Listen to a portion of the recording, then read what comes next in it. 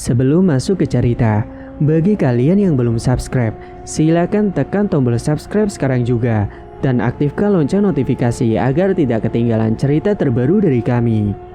Dan tak usah lama-lama, ini dia ceritanya. Selamat mendengarkan. Cerita ini dialami oleh seorang wanita yang bernama Dewi. Dewi dan suaminya dikaruniai seorang putri yang baru berusia 1 tahun. Mereka tinggal di sebuah kota, tinggal di sebuah kosan yang tidak terlalu luas. Imam, nama suaminya, dia bekerja sebagai kurir ekspedisi. Dia yang selalu mengantarkan paket milik orang-orang, mengantarkan paket ke sana kemari dengan tujuan yang berbeda-beda. Sudah menjadi kebiasaannya setiap harinya.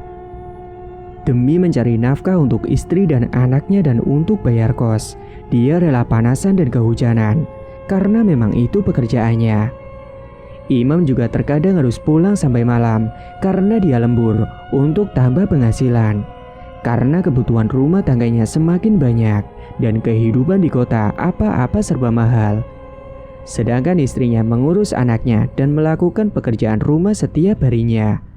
Tak lupa juga Dewi selalu mendoakan suaminya supaya diberikan kelancaran rezekinya.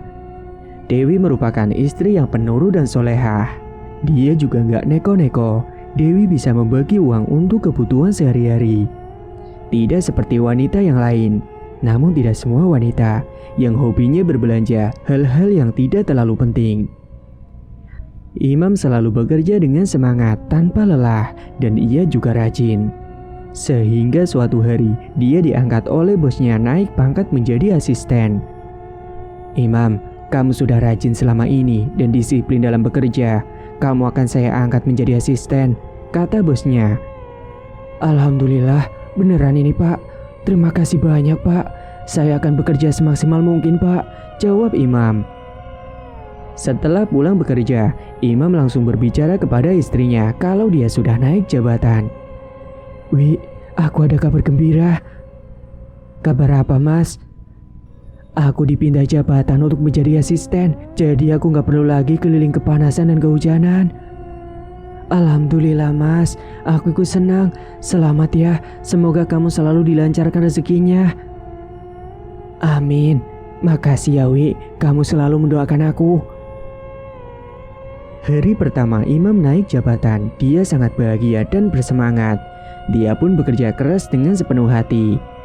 Hingga pada suatu saat karir Imam semakin meningkat, dia mendapat gaji yang lebih besar dari sebelumnya.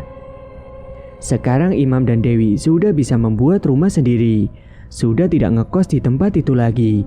Imam juga sudah membeli mobil untuk dia berangkat bekerja agar tidak kepanasan ataupun kehujanan. Kehidupannya sekarang sudah berubah, sekarang mereka hidup berkecukupan. Hingga suatu ketika, Imam memiliki rencana. Dia pun meminta pendapat kepada Dewi istrinya. Sepertinya aku mau resign dari kerjaan saja ya Wi, ucap Imam. Loh, kenapa emangnya Mas? Sudah tidak nyaman kerja di situ?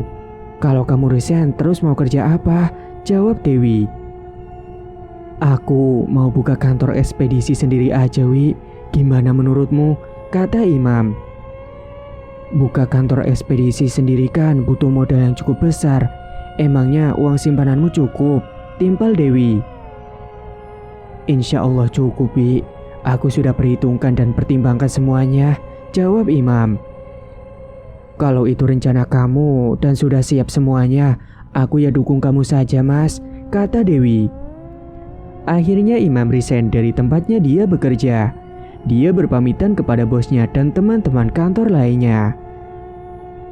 Sekarang dia mulai membuka kantor ekspedisi sendiri dan mulai mencari beberapa karyawan untuk membantu mengembangkan bisnisnya itu. Singkat cerita, Imam sudah menjadi bos pemilik kantor ekspedisi yang sekarang sudah dibilang sukses, dan dia mencari karyawan wanita untuk dijadikan asistennya. Waktu libur, Imam menyempatkan untuk nongkrong di kafe bersama teman-temannya yang sudah lama tidak pernah bertemu. Di kafe mereka memesan secangkir kopi masing-masing, sambil berbincang-bincang dan menikmati secangkir kopi. Karena sudah lama tidak bertemu, Imam juga membicarakan tentang dia yang sedang mencari karyawan wanita untuk jadi asistennya. Kalian ada teman wanita nggak yang belum bekerja? Aku ada kerjaan nih buat jadi asisten, ucap Imam kepada teman-temannya. Aku ada nih, nanti aku coba tanyakan ya orangnya, jawab salah satu temannya. Oke, kalau anaknya mau, kabarin langsung ya, kata Imam. Setelah asik mengobrol, tanpa sadar hari sudah mulai petang. Mereka pun bergegas untuk pulang. Mereka pulang dengan kendaraan mereka masing-masing. Di tengah perjalanan pulang, tiba-tiba hujan deras. Imam tetap melanjutkan perjalanannya. Karena kan Imam memakai mobil, jadi tidak kehujanan. Ada seorang wanita yang sedang berjalan di pinggir jalan. Dia kehujanan dan tidak memakai payung.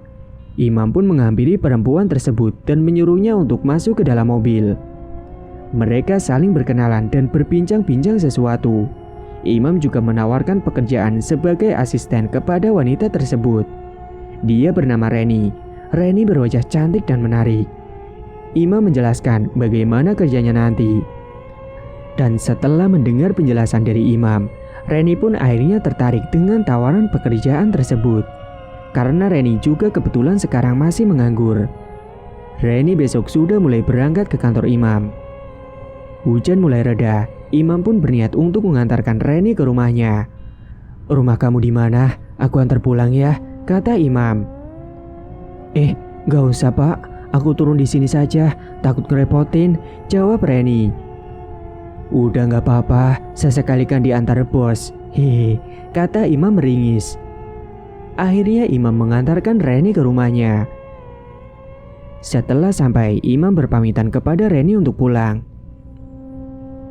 Dewi sudah menunggu Imam dari sore karena takut ada apa-apa dengannya. Dia cemas sambil mondar-mandir ke sana kemari melihat ke depan, tapi suaminya belum juga datang. Sudah malam begini, kok masih Imam belum pulang juga ya? Ditelepon juga gak diangkat. Aku takut dia kenapa-napa, ucapnya sambil cemas. Beberapa menit kemudian, akhirnya Mas Imam datang juga, membuat Dewi merasa lega. Imam juga menjelaskan kenapa dia datang terlambat dan sudah membuat istrinya cemas di rumah. Dari mana saja sih mas? Tanya Dewi. Aku minta maaf ya, sudah bikin kamu cemas. Aku tadi dari kafe kumpul sama teman-teman. Tiba-tiba di jalan hujan deras dan HP aku juga lowbat, jelas Imam. Dewi mengajak Imam untuk makan malam bersama karena Dewi sudah memasak untuk Imam yang dari tadi hingga masakan menjadi dingin. Saat makan, Imam juga menjelaskan tentang Reni yang ia temui tadi, bahwa Reni lah yang akan menjadi asistennya. Dewi pun tidak merasa keberatan dengan penjelasan tersebut, karena Dewi percaya ini tentang pekerjaan. Jadi Dewi yakin kalau suaminya tidak akan macam-macam. Tiba-tiba, temannya yang ketemu di kafe itu memberi kabar pada Imam kalau teman wanitanya ternyata tidak berminat dengan tawarannya. Imam juga menjelaskan kalau dia sudah mendapat asisten baru. Keesokan harinya, Reni sudah mulai bekerja di kantor ekspedisi milik Imam. Reni juga rajin dalam bekerja. Dia juga sudah akrab dengan karyawan yang lain. Suatu hari, Imam mengajak Reni untuk makan siang di luar. Dan Imam mengirim pesan kepada Dewi dengan beralasan ada rapat sebentar. Reni pun tidak berani menolak ajakan dari bosnya. Hari-hari berlalu, mereka semakin dekat. Ternyata selama ini Imam ada rasa dengan Reni. Begitupun dengan Reni, dia juga menyukai Imam. Sepulang kantor, Imam mengajak Reni untuk bertemu di taman kota. Imam berniat untuk menyatakan cintanya kepada Reni. Sesampainya di taman, Imam langsung menyatakan cintanya. Ren, ada yang mau aku omongin sama kamu, kata Imam. Ngomongin soal apa ya mas? Tanya Reni. Sebenarnya aku selama ini menyukai kamu, tapi aku baru berani menyatakannya sekarang. Kamu mau gak jadi pacar aku? Ucap Imam. Aku juga sebenarnya suka sama kamu, tapi kan kamu sudah punya istri dan anak, jawab Reni. Kita rahasiakan hubungan ini, jangan sampai ada orang yang tahu tentang hubungan ini, kata Imam. Akhirnya mereka menjalin hubungan gelap, tanpa ada yang tahu tentang hubungan mereka ini, walaupun mereka tahu kalau hubungan gelap ini dosa. Seiring berjalannya waktu, Imam dan Reni selalu jalan bersama saat libur tiba untuk menghabiskan waktu bersama. Terkadang mereka nongkrong di kafe atau bahkan berbelanja di mall. Reni juga selalu dibelanjakan baju oleh Imam. Setiap bulannya, Reni selalu mendapat kiriman uang dari Imam, walaupun Reni sudah mendapat gaji darinya. Jadi sekarang Imam harus membagi uangnya untuk Dewi dan Reni. Di kantor, mereka bekerja secara profesional, tidak memperlihatkan seolah mereka mempunyai hubungan. Karena kalau ada karyawan yang tahu tentang hubungan mereka akan kebongkar semuanya. Dewi sebagai seorang ibu rumah tangga kesehariannya hanya mengurus rumah dan mengurus anaknya, selalu percaya dengan suaminya. Suatu ketika, Dewi berbelanja sayuran untuk dia masak nanti. Dewi belanja sambil menggendong anaknya, Dira, yang tertidur karena dia hanya tinggal berdua saat suaminya sedang bekerja. Jadi mau tidak mau, Dira harus Dewi bawa karena tidak ada yang menjaganya. Seperti biasa, banyak ibu-ibu tetangga juga yang belanja sayuran. Ibu-ibu yang selalu bergosip kalau ada kabar terbaru. Ada gosip terbaru loh ibu-ibu, kata Bu Rita. Ah, gosip apa lagi? Paling ujung-ujungnya palsu, jawab Bu Suci. Iya, kayak kemarin yang gosipnya Bu RT itu ternyata palsu, ujar Bu Titin. Bu Rita, dia tiba-tiba mengatakan kepada Dewi kalau Bu Rita kemarin sempat melihat Imam suami Dewi berjalan berduaan di mall. Aku kemarin lihat suamimu di mall jalan-jalan berduaan dengan wanita lain, kata Bu Rita. Waktu itu katanya Bu Rita sedang bersama keluarganya kebetulan sedang berada di mall. Mendengar perkataan Bu Rita, Dewi serasa tidak percaya. Karena kan Bu Rita tukang gosip yang selalu menyebarkan berita palsu. Ah, gak mungkin Bu. Ibu salah lihat kali, orangnya cuma mirip sama suami saya kali, jawab Dewi santai karena tahu Bu Rita penyebar berita palsu. Beneran Wi, aku yakin itu suamimu, coba nanti kamu tanya suamimu, kata Bu Rita. Jangan begitulah Bu Rita, salah lihat pasti ibu, ucap tukang sayur yang ikut membela Dewi. Tapi bisa saja sih Wi. Secara kan suami kamu sekarang sudah sukses dan sudah jadi bos, jadi ada kemungkinan dia berselingkuh, ucap Bu Titin memanasi Dewi. Mendengar ucapan ibu-ibu itu membuat Dewi tidak nyaman saat belanja. Dewi pun buru-buru menyelesaikan belanjaannya, lalu buru-buru pulang. Dewi meletakkan anaknya yang tertidur itu di atas kasur, karena Dewi akan memasak. Saat memasak, Dewi selalu kepikiran perkataan Bu Rita tadi. Hari mulai sore, suaminya pun sudah pulang. Dia pun menyambut suaminya yang baru pulang. Dewi mengajak suaminya untuk makan. Sehabis makan, Dewi menyiapkan air hangat untuk suaminya mandi, juga menyiapkan baju gantinya. Malam hari, Dewi melihat suaminya memainkan HP-nya, sambil senyum-senyum layaknya seorang remaja yang sedang jatuh cinta. Dewi hanya memperhatikan tingkahnya yang semakin hari semakin aneh dan berubah drastis. Imam sekarang jarang ngobrol bersama Dewi dan tidak pernah mengajak anaknya untuk bermain bersama. Saat hari Minggu tiba, Imam izin pamit kepada Dewi. Katanya sih ada rapat mendadak dengan kantor ekspedisi yang lain. Yang mana hal itu membuat Dewi akhirnya curiga. Karena akhir-akhir ini kalau hari libur suaminya hampir jarang di rumah. Tapi Dewi tetap mengizinkan Imam untuk pergi. Dewi pun menelpon salah satu karyawan suaminya itu.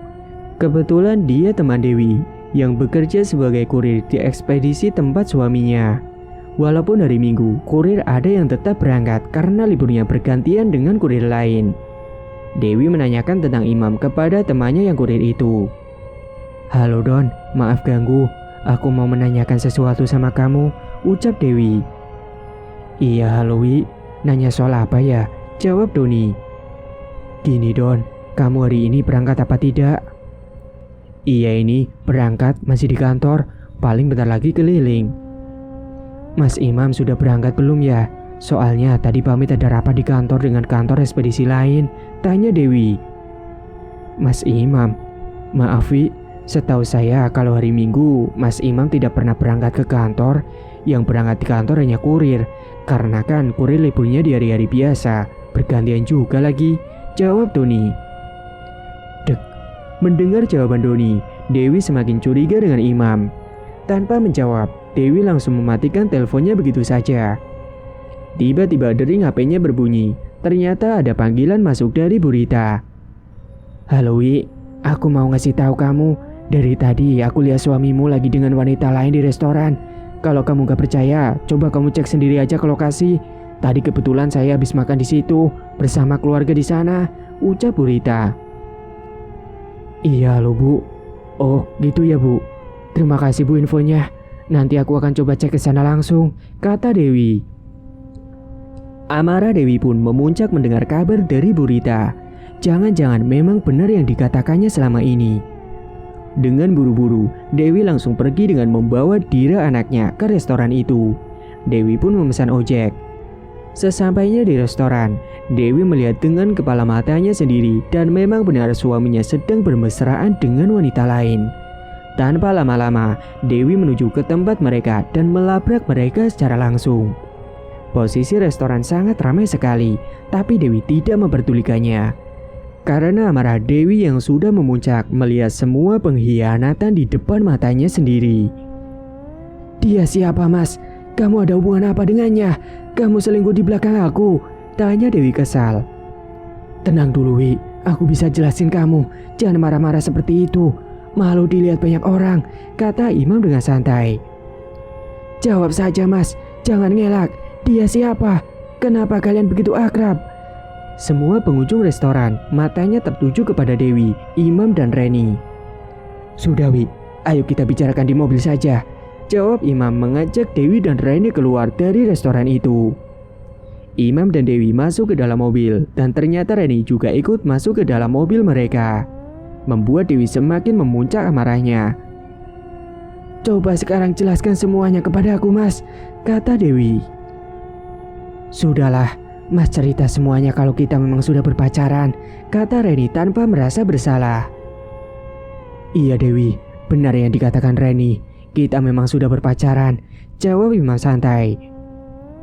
"Kamu kenapa ngelakuin semua ini sama aku Mas? Aku salah apa sama kamu?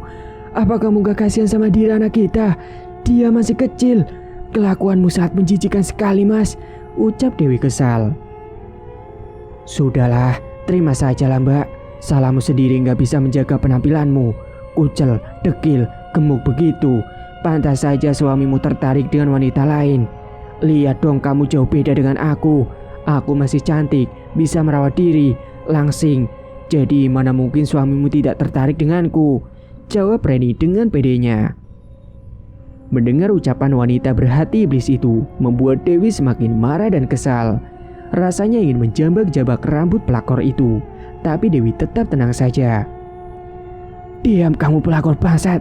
Jadi pelakor kok bangga sekali Anda. Murahan. Cuy, dibayar berapa sama suami saya hingga bangga jadi perebut suami orang?" tanya Dewi kesal. Sudah, kalian jangan bertengkar. Kamu harus terima saja Dewi. Aku tetap jadi istrimu dan Reni tetap menjadi pacarku. Lagian aku selalu memberi kamu nafkah yang cukup kan?" ucap Imam dengan enteng. "Aku gak mau ya Mas. Kamu itu egois, tidak memikirkan perasaan aku dan tidak kasihan dengan Dira anak kita. Kamu mementingkan kesenangan kamu sendiri." "Terus gimana? Aku gak bisa menceraikan kamu. Aku juga sangat mencintai Reni Wi. Pokoknya kamu harus memilih salah satu." "Oke Wi, nanti ya, aku pikir-pikir dulu. Sudah sana, kamu turun sama Dira. Pulang sendiri saja ya. Aku mau ngantar Reni dulu." Mendengar ucapan suaminya dan mengusir Dewi serta anaknya membuat Dewi marah sekali. Namun Dewi mengalah. Dia pun akhirnya turun dengan anaknya. Ojek pesanan Dewi pun datang. Di perjalanan Dewi hanya diam dan terus meneteskan air matanya, hingga membuat abang Gojek merasa bingung dengan tingkah laku penumpangnya. Sesampainya di rumah, Dewi terus menangis tanpa henti, membuat Dewi tidak melakukan pekerjaan rumahnya. Beberapa jam kemudian, suaminya pulang. Dia langsung menghampiri Dewi yang sedang menangis. Dia menenangkan Dewi seolah tidak terjadi apa-apa, dan dia tidak merasa bersalah. "Sudah Wi, jangan nangis. Aku sudah ambil keputusan kalau aku tadi sama Reni sudah mengakhiri hubungan," ucap Imam. "Yang benar Mas, kamu gak berbohong lagi kan sama aku?" tanya Dewi. "Iya Wi, aku sudah jujur sama kamu. Sudah ya, kamu tenang, jangan nangis lagi. Ucapan manis Imam seraya menenangkan. Syukurlah kalau begitu, Mas. Mendengar perkataan suaminya barusan, Dewi sebenarnya masih tidak percaya. Dewi hanya berpura-pura percaya saja terhadap Imam dengan apa yang dikatakan Imam barusan. Saat Imam sudah tertidur pulas, Dewi mencoba meminjam HP Imam yang berada di sebelah samping kasurnya. Dia membuka HP Imam dan membaca pesan dari Reni, dan ternyata memang benar dugaan Dewi kalau Imam dan Reni belum mengakhiri hubungannya. Mereka masih tetap melanjutkan hubungan itu, bahkan malah hubungan mereka semakin romantis dan manis. Mengetahui itu, hati Dewi sangat sakit dan hancur, rasanya seperti tersayat-sayat pisau tajam. Dengan begitu membuat Dewi marah, kesal, benci, jijik dengan kelakuan mereka berdua, hingga membuat Dewi merasa dendam. Keesokan harinya, Dewi menyiapkan sarapan untuk suaminya. Suasana seperti biasa, seolah tidak ada apa-apa. Dewi hanya berpura-pura tidak tahu apa yang sebenarnya terjadi. Dan setelah suaminya berangkat bekerja, Dewi menangis lagi sejadi-jadinya kalau harus menerima kenyataan pengkhianatan dari suaminya itu. Yang Dewi tahu kalau suaminya tidak akan berbuat seperti itu, karena sebelumnya Imam selalu bersikap baik kepada Dewi dan anaknya, sehingga Dewi tidak merasa curiga sedikit pun dengan Imam. Namun ternyata selama ini Dewi salah. Dia ternyata dikhianati, dibohongi, bahkan sekarang Dewi merasa dibodohi oleh suaminya sendiri. Mengingat kenyataan ini, Dewi dendam dengan suaminya. Dia berpikir jahat, bahkan sampai berpikir untuk menyantet suaminya. Dia lalu menelpon kepada salah satu sahabatnya yang Dewi percaya, yang kebetulan temannya itu tetanggaan dengan dukun yang cukup terkenal. Dri, aku mau minta tolong sama kamu boleh? Nanti antar aku ke tempat dukun yang dekat rumahmu itu ya, pinta Dewi. Ke dukun? Untuk apa, Wi? Kamu mau ngapain? Tanya Indri terkejut mendengar pinta Dewi. Iya, Indri, suamiku selingkuh dari aku. Selingkuhannya asisten suamiku sendiri. Aku sudah mengetahui semuanya. Aku sakit hati, Indri. Aku ingin balas dendam kepada simpanannya. Dan Imam itu, aku ingin menyantetnya. Kamu jangan bilang siapa-siapa ya, ucap Dewi. Tapi apa kamu yakin, Wi? Ini menyangkut dukun loh. Nanti kalau ada apa-apa gimana? Sebaiknya kamu pikir-pikir lagi saja, Wi. Gimana akibatnya nanti? Kata Indri. Karena sudah di ujung kemarahan dan dendam, Dewi sudah membulatkan tekadnya untuk menyantet simpanan suaminya. Aku sudah yakin, Tri. Sangat yakin. Ayolah, besok ya antar aku ke tempat dukun itu, rayu Dewi. Oke Lawi, kalau itu sudah menjadi keputusanmu, jawab Indri. Pagi hari, Dewi seperti biasa melayani Imam dengan sepenuh hati, menyiapkan baju kerjanya, menyiapkan sarapan untuknya. Saat Imam akan berangkat bekerja, Dewi meminta izin kepada Imam dengan alasan kalau pagi ini dia mau main ke rumah Indri. Dewi juga bilang kalau nanti Dira anaknya akan dititipkan di rumah ibunya Dewi. Memangnya ada acara apa sih, Wi? Kok sampai Dira harus dititipkan di rumah ibu? Tanya Imam. Ya acara reuni dengan teman lama, Mas. Kan sudah lama tidak bertemu, jawab Dewi. Kan bisa dibawa Diranya sambil memperkenalkan ke teman-teman kamu, kata Imam. Susah lah, Mas. Nanti kan ribet, tidak bisa bebas, jawab Dewi beralasan. Ya sudah, terserah kamu sajalah. Aku berangkat dulu, ucap Imam. Dewi tidak membawa Dira karena kan dia mau pergi ke dukun. Jadi tidak mungkin kalau Dewi membawa anak seperti Dira, takutnya ada apa-apa. Singkat cerita, Dewi sudah berada di rumah Indri dan langsung mengajak Indri untuk pergi ke tempat dukun itu. Sesampainya di tempat dukun tersebut, ternyata sudah ada beberapa orang yang mengantri untuk giliran dipanggil. Indri mengingatkan kembali kepada Dewi tentang niatnya itu. Wi, apa kamu sudah benar-benar yakin dengan ini? Sebaiknya kita pulang saja yuk, tanya Indri. Sudah Indri, aku sudah yakin. Kamu ikuti aku saja, jawab Dewi. Setelah menunggu selama 1 jam, akhirnya Dewi dan Indri dipanggil untuk masuk. Apa keperluan kalian? Tanya Mbak Dukun. Gini Mbah, saya sakit hati dan dendam kepada suami saya karena saya diselingkuhi. Saya ingin menyantet simpanan suami dan suami saya, ujar Dewi. Kamu sudah tahu maharnya berapa? Kata Mbah Dukun. Belum, Mbah. Kira-kira berapa ya? Tanya Dewi. 1 nyawa seseorang dibayar 27 juta, kata Mbah Dukun. Baik, Mbah, saya sudah membawakan maharnya. Ini, Mbah, maharnya 27 juta kan? Ucap Dewi sambil menyodorkan uang itu kepada Mbah Dukun. Uang yang dibawa itu adalah uang tabungan Dewi selama ini. Dewi terpaksa membongkarnya demi terbalaskan rasa sakit dan dendamnya itu. Kalau begitu, syaratnya adalah foto target yang akan disantet.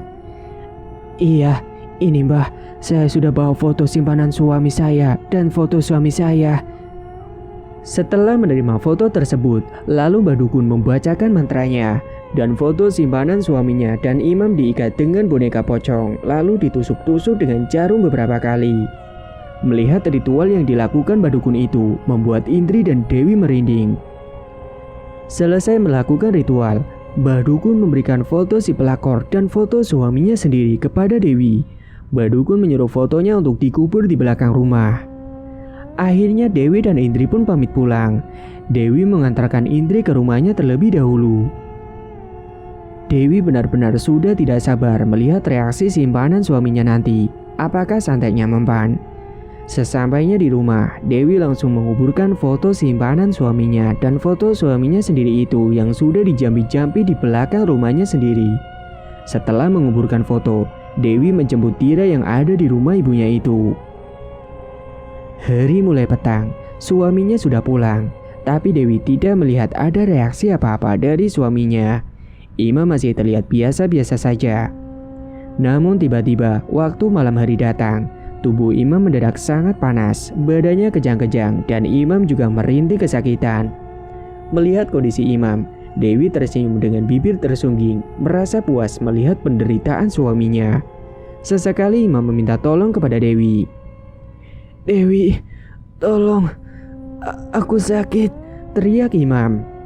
Dewi pun menghampiri Imam dan bersikap acuh terhadap Imam karena Dewi sudah muak dengan tingkah lakunya. Ada apa teriak-teriak? Berisik, kata Dewi ketus. Tolong bawa aku ke rumah sakit, Wi. Aku kesakitan, dadaku serasa ditusuk-tusuk jarum, pinta Imam. Untuk apa ke rumah sakit? Tidak usah, paling juga sebentar lagi kau akan mati, kata Dewi kejam. Maksud kamu apa, Wi, ngomong seperti itu? Tanya Imam. Sudahlah, Mas, terima saja. Sekarang aku sudah puas melihat kamu menderita kesakitan. Itu tidak sebanding dengan rasa sakitku selama ini yang kau duakan, jawab Dewi. Aku minta maaf, Wi. Aku salah. Aku mohon bawa aku ke rumah sakit. Percuma, Mas. Dokter gak akan tahu kamu sakit apa karena kamu sudah aku santet. Hahaha, jawab Dewi merasa puas dengan tertawa lepas. Tubuh Imam yang sudah semakin kesakitan dan matanya yang melotot karena merasa seperti lehernya dicekik sangat kencang. Hingga suaminya Dewi juga memuntahkan darah. Tapi anehnya, yang keluar dari mulutnya adalah darah yang bercampur dengan cacing. Walaupun kejam, Dewi masih mau membersihkannya. Melihat reaksi santet yang dialami oleh suaminya, Dewi percaya bahwa santet itu nyata dan tragis. Tiba-tiba kondisi Imam lemas dan tak berdaya. Dia juga mengatakan sesuatu kepada Dewi. Imam tertidur dan tiba-tiba dia bermimpi didatangi sosok kakek tua. Dalam mimpinya, Imam mendapatkan hidayah dari sosok kakek tua tersebut. Kakek tua itu mengatakan kepada Imam, segeralah kamu bertaubat dan meminta maaf kepada istrimu, karena kalau tidak, usahamu akan bangkrut dan kamu akan mati, ucap kakek tua itu. Setelah tersadar, Imam langsung meminta maaf kepada Dewi. Wih, tolong maafin aku. Aku gak menyangka kamu akan melakukan hal itu kepada aku. Enak saja kamu ngomong. Emangnya aku menyangka kalau kamu itu selingkuh. Katanya sudah putus, tetapi masih berlanjut hubungan kalian. Aku sakit hati, Mas. Sakit sekali dihianati seperti itu. Aku mohon, Wi. Hentikan santet ini. Aku mohon, tolong, maafin aku juga. Aku janji sama kamu kali ini. Aku akan setia sama kamu sampai kapanpun. Dan aku akan meninggalkan Reni. Aku mau kita memperbaiki semuanya ya Wi. Tolong Wi. Karena Dewi luluh dengan perkataan suaminya itu, Dewi akhirnya akan mencabut santet itu dan akan mencoba memaafkan Imam serta memperbaiki rumah tangganya kembali. Tapi ada syaratnya. Apakah kamu sanggup untuk melakukan itu? Apa syaratnya Wi? Aku akan melakukan apapun Wi. Syaratnya, rumah ini harus atasnamakan aku. Kantor kamu harus atas nama Dira. Kamu juga harus memecat asisten kamu itu Reni. Kalau kamu sampai ketahuan masih berhubungan dengan Reni, tahu sendiri akibatnya. Kamu juga harus bertaubat. Aku juga akan bertaubat dan mencoba untuk lebih baik lagi. Mendengar syarat dari Dewi, Imam pun bersedia menerima persyaratan tersebut. Baik Wi, akan kuturuti semua syarat kamu itu. Akhirnya Dewi pergi menemui dukun itu untuk mencabut santet yang ada dalam diri Imam. Sedangkan santet dalam diri simpanannya itu masih terus berlanjut. Tetapi Imam tidak mengetahui itu, kalau Reni juga disantet sama Dewi. Setelah dilakukannya pencabutan santet tersebut, sekarang Imam sudah sehat lagi seperti semula. Kini Imam sudah tidak menjalin hubungan dengan Reni. Imam juga sudah memecat Reni dari kantornya itu. Sedangkan Reni, aku mendapatkan kabar kalau temannya Reni yang juga temanku, katanya dia sakit-sakitan. Dia dirawat di rumah sakit selama berminggu-minggu. Aku dan suamiku menengok Reni ke rumah sakit karena kasihan. Badan Reni kurus secara tiba-tiba, tidak selangsing dulu lagi. Wajahnya juga bernanah, matanya melotot. Terkadang Reni juga merintih kesakitan. Sakit. Lidah Reni dijulurkan maju ke depan seperti anjing yang menggonggong. Karena lidahnya seperti dibakar sehingga membuat dia kepanasan. Perutnya tiba-tiba membuncit seakan mau meledak. Dewi dan Imam yang melihat penderitaan Reni merasa kasihan. Tapi di sisi lain, Dewi sudah merasa puas karena dendamnya sudah terbalaskan. Reni terus-menerus berteriak kesakitan dan meminta pertolongan. Namun kata dokter, Reni tidak menderita sakit apa-apa. Hasil ronsel pun tidak terdeteksi sakitnya apa. Kemudian Reni batuk parah hingga muntah darah. Anehnya darah yang dimuntahkan itu disertai dengan munculnya beberapa jarum. Dokter pun membersihkan jarum-jarum tersebut. Tak lama kemudian, Reni kejang-kejang hebat, hingga napasnya terasa sesak. Dan akhirnya, Reni mengembuskan napas terakhirnya dengan cara yang tragis dan mengerikan. Singkat cerita, kehidupan mereka pun kembali seperti dulu lagi. Keluarga yang harmonis, rukun. Mereka juga sudah bertaubat untuk menjadi lebih baik lagi. Memang benar kata pepatah, wanita akan diuji ketika laki-laki tak mempunyai apa-apa. Sedangkan laki-laki diuji saat sudah sukses atau memiliki segalanya. Tamat, dan cerita pun selesai. Bagi teman-teman yang suka mendengar cerita kali ini, dukung channel ini dengan cara klik subscribe dan aktifkan lonceng notifikasinya dan tinggalkan jejak di kolom komentar. Dan bagi teman-teman yang punya cerita dan ingin mengirimkan cerita, bisa kirim langsung ke kontak yang sudah disediakan. Terima kasih sudah menyimak hingga akhir. Wassalamualaikum warahmatullahi wabarakatuh.